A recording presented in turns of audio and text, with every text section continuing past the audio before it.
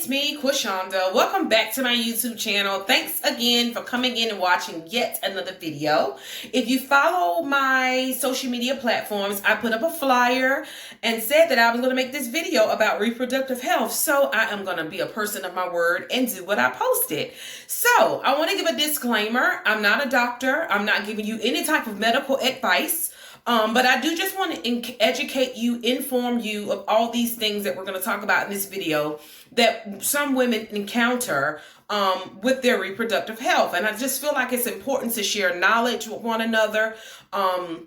I did a podcast that has not yet been released with a lady who has an association where she educates young women about their reproductive health. And I feel like when I was a little girl, when most of us are young, you don't really hear about infertility. You don't hear about things that can cause you or hinder you from getting pregnant. You know, you think it's easy until you start fumbling upon it. So I'm not trying to scare you. I'm not trying to say you're going to have fertility problems.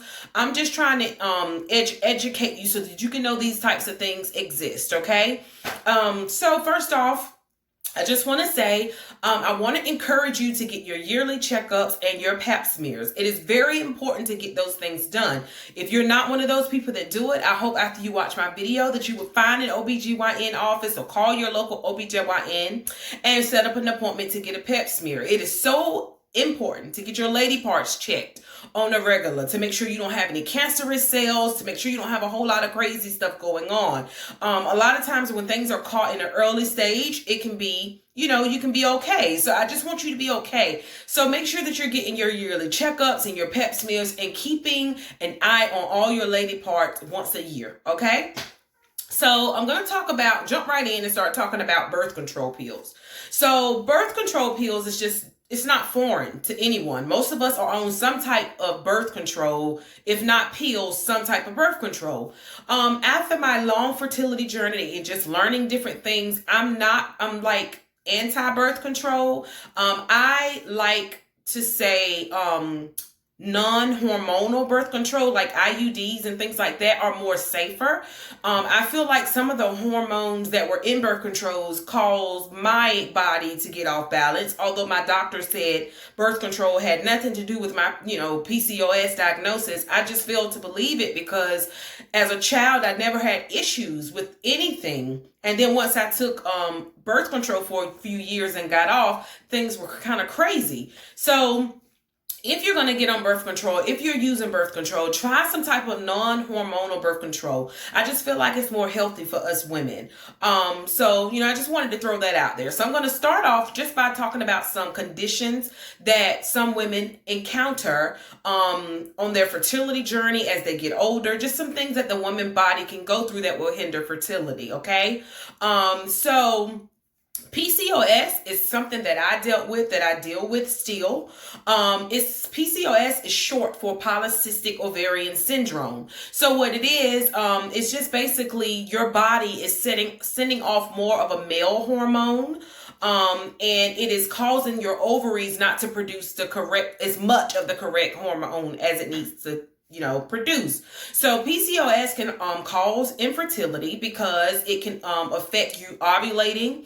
It could affect regular periods and things like that. Some of the other signs, just to name a few, is like facial hair. If I have like chin hair that I always have to wax, little small pieces of chin hair. Acne is another sign. If you have like a heavy belly, that's another sign of PCOS. PCOS can really mess with your metabolism because it has something to do with like insulin resistance. You can turn into a diabetic over time if you don't take care of yourself and eat healthy and things like that with PCOS. Even though it's kind of brushed under the rug, it's a really serious condition.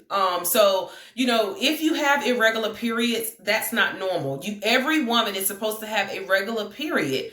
So if you don't have a regular period, that's a sign that something is off in your body. For a long time, my PCOS was called a hormone imbalance by my doctors until I stumbled across PCOS, went back to my doctor. I'm like, I need you to tell me if I have this. It was just a simple blood test that she took my blood, and it came back that my levels were, off and all that type of stuff. So I was diagnosed with it. So PCOS also causes cysts to be on your ovaries. And so my last doctor I went to told me that PCOS is not supposed to be painful. However, I know other women who can feel cyst pain and things like that. So that's just one of the things that a lot of women have, and they have no idea that they have it. It's just something to look into if you have any of those symptoms that I named. Like I said, it's just a regular blood test at your OBGYN. He should not be foreign to the word PCOS. So it's something that you can ask about in your next checkup. I want to also talk about some growths that can occur in the uterus. Fibroid tumors is something that is another popular thing that a lot of women go through.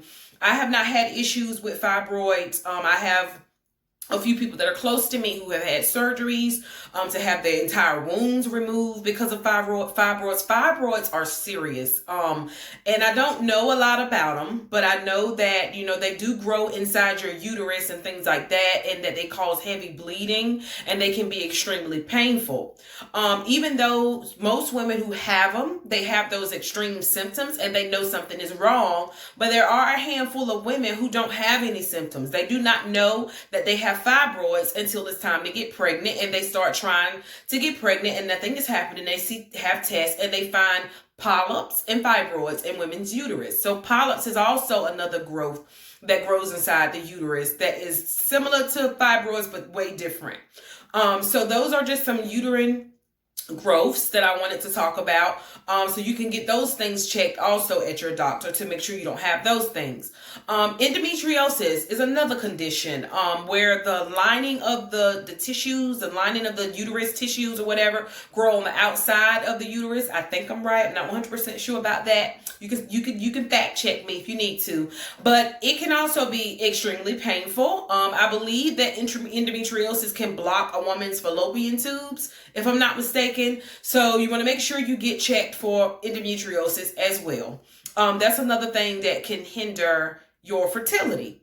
So some tests that I recommend women to get. One of them is just, something so simple. If you're in your 30s, and we watch reality TV and we see these celebrities freezing eggs all the time and we brush it off, but it's really important, if you're at a certain age and one day you want to be married or one day you want to have children, it's important to talk to your doctor about freezing your eggs because, even though we don't like to think about it, once you get over a certain age, sometimes, it's harder to get pregnant.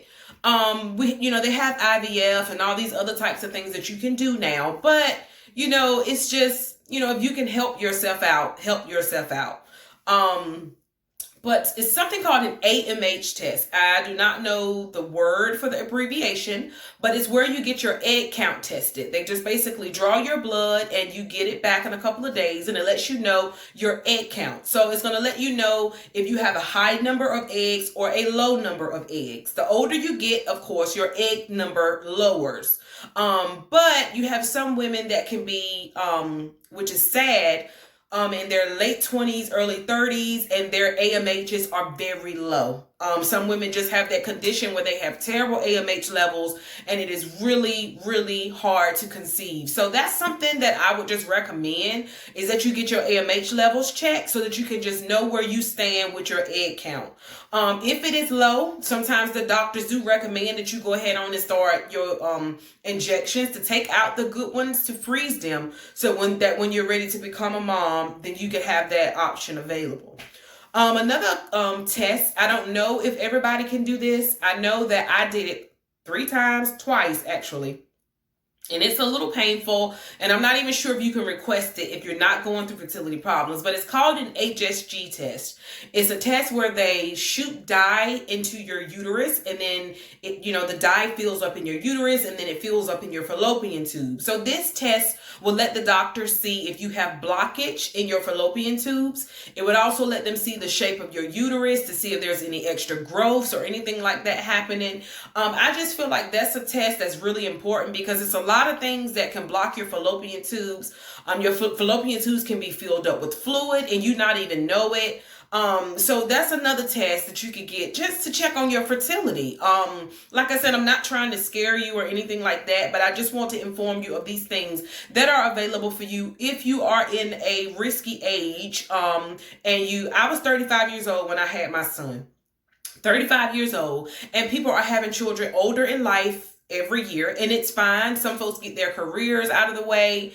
Some people, it's several reasons why some women have not had children by the age of 35. And I don't want you to be discouraged by an age, because an age is nothing but a number. But I also want you to be realistic and check on your reproductive health to make sure that you're okay. That's the point of my video. So lastly, I want to end with a thyroid, talking about thyroids. Your thyroid, okay, that's located in your neck. That can also hinder you from getting pregnant, and it can also cause you to have miscarriages. A couple of years ago, I was diagnosed with a Hashimoto's thyroid disease. And the reason why I found out, I am a huge advocate for myself. Do you hear what I'm saying? When I went to these fertility clinics and to these doctors, I always spoke up for myself. I requested certain tests. I put my foot down about certain things. You have to be an advocate for yourself, because God, I don't mean any harm. There's some good physicians and good doctors out here, but a lot of them do it so much to the point where they just are not. They come in, they look at you as another patient, they view your file, they write you off, and they move on. You have to speak up for yourself. And so that's another reason why I'm sharing this video, so that you're aware of all the things that you could possibly face and ask questions. So back to the Hashimoto's thyroid disease. So thyroid issues run in my family, okay? So as soon as I knew that they ran in my family, every year when I went to get my pap smear, I requested my doctor to check my thyroid levels.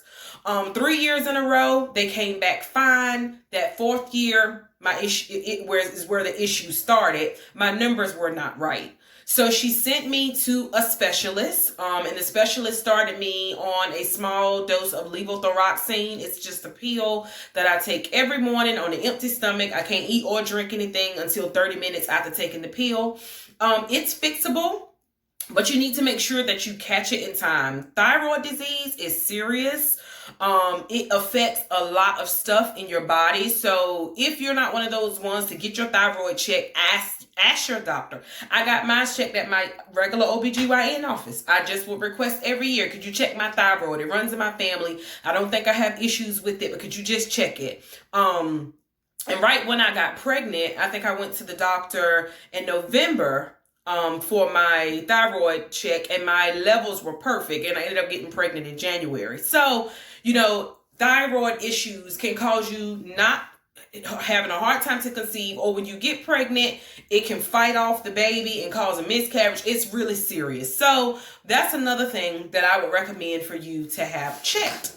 Okay, so I'm going to look at my little paper to make sure that I have covered everything that I want to talk about. So that's just a rundown of, you guys know I don't like making really long videos, but that's just a rundown of some of the things that can occur in a woman's fertility years and can hinder you from getting pregnant. And like I said, I'm not trying to scare anyone.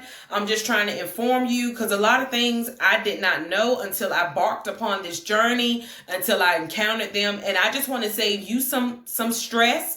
If you kind of know about these things ahead of time, when you go to your yearly checkup, you can talk to your doctor. Hey, I've been researching what is polyps, what is endometriosis. Can I be tested for those things? I'm just trying to be proactive, so when I get married and want to have a child, when I start wanting to have kids, is it going to be an issue for me? I don't want to wait till the last minute. Like, kind of talk to your OBGYN about that. That's what they're there for, and they can lead you and put you into the right direction. So I hope you enjoyed my video. I hope it was informative. I hope it encourages you, if you don't already, to get your pap smears, to get your yearly checkups, to be an advocate for yourself, to speak up for yourself. If something is not right, listen to your body. Your body is not your periods are not gonna be absent for no reason.